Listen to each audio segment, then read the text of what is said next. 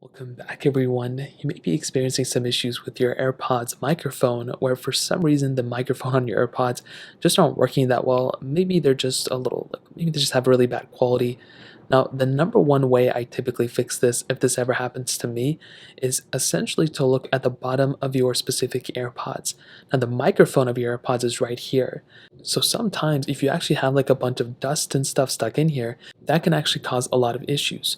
So you may actually be better off if you clean out the inside of your AirPods right here and then pretty much move on from there.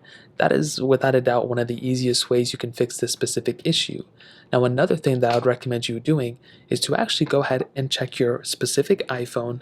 When you make a call with somebody, you basically want to go ahead and make sure that you're using your specific, microphone of your specific AirPods rather than the AirPods or like the internal microphone of your specific iPhone.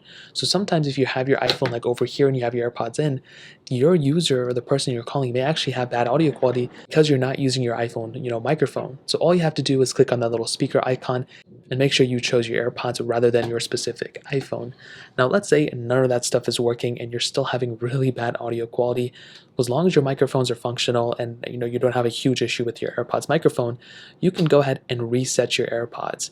So what this looks like is you go ahead and move into the back of your AirPods right here. You go ahead and hold down the back button right here until it starts blinking white on the front. You may have to open the flap sometimes. As you can see, once it starts blinking white like that, you want to go ahead and reconnect them to your iPhone. So most of the time, if you just turn on your iPhone, it'll usually just go ahead and pick it up just like this. So it says not your AirPods, connect. You want to connect your AirPods again to them, and it'll go ahead and tell you to hold the button on the back. So we're going to go ahead and do so.